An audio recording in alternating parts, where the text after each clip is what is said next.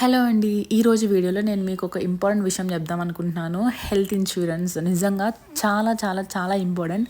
మీరు కానీ మీ పేరెంట్స్కి కానీ ఇప్పటివరకు హెల్త్ ఇన్సూరెన్స్ తీసుకోకపోతే దయచేసి దానికి ప్లాన్ చేయండి.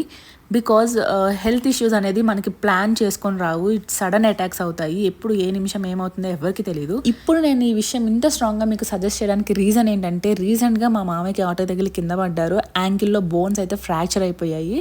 దానికి సర్జరీ చేయాలని చెప్పారు. మేము స్టార్ హాస్పిటల్కి తీసుకెళ్ళాం. ఎందుకంటే మా మామయ్యకి 2 years బ్యాక్ మోకాళ్ళ ఆపరేషన్ అదే హాస్పిటల్లో చేశాము. సో సేమ్ డాక్టర్తో ఈ యాంకిల్ సర్జరీ కూడా చేపిద్దామని చెప్పేసి సేమ్ హాస్పిటల్లో జాయిన్ చేయించాము. సర్జరీ అంతా కంప్లీట్ అయ్యి హాస్పిటల్ నుంచి డిశ్చార్జ్ అయ్యే టైంకి ఓవరాల్ బిల్ మాకు అయింది 3,20,000 దాకా అయింది. అందులో 2 lakhs వరకు ఇన్సూరెన్స్ వల్ల క్లెయిమ్ అయ్యాయి.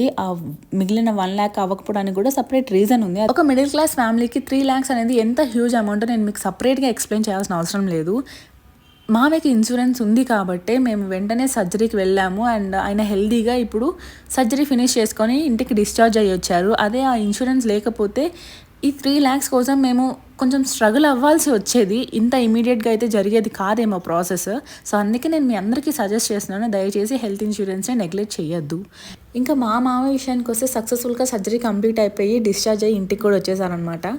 3 months కంప్లీట్ బెడ్ రెస్ట్ చెప్పేశారు. ఒక 5 days తర్వాత 10 days తర్వాత చెకప్స్కి ఇలా వెళ్తూ ఉండాలి. మా మామయ్య ఏజ్ ఇప్పుడు 60 years, కానీ మాకంటే చాలా యాక్టివ్గా ఉంటారు. మోకాళ్ళ ఆపరేషన్ చేసిన తర్వాత కూడా ఇంట్లో ఖాళీగా కూర్చోవడం ఇష్టం లేక డైలీ పొలానికి వెళ్ళి ఏదో ఒక పని చేస్తూనే ఉంటారనమాట. అంత యాక్టివ్గా ఉండే మనిషి ఇప్పుడు 3 months కంప్లీట్ బెడ్ రెస్ట్ ఉండాల్సి వస్తుంది. దీనికంటే సాడెస్ట్ థింగ్ ఏంటంటే, బిఫోర్ సర్జరీ మా మామయ్య అసలు రోజుకి ఒక్క ట్యాబ్లెట్ కూడా వేసుకునే వాళ్ళు కాదు. అదేమో దయవల్ల బీపీ షుగర్ లాంటివి ఏమీ లేవు. సో అసలు ఎలాంటి ట్యాబ్లెట్స్ వేసుకునే వాళ్ళు కాదు. అలాంటిది ఈ సర్జరీ వల్ల ఆల్మోస్ట్ రోజుకి 12 different ట్యాబ్లెట్స్ తీసుకోవాల్సి వస్తుంది. ఈ ట్యాబ్లెట్స్కి అసలు మనిషి ఎంత తిన్నా ఏమంట పడుతుందో నాకైతే అర్థం కావట్లేదు. ఫైనల్గా ఈ షార్ట్ ద్వారా నేను మీకు కన్వే చేయాలనుకునేది అయితే హెల్త్ ఇన్సూరెన్స్ చాలా చాలా ఇంపార్టెంట్ అని.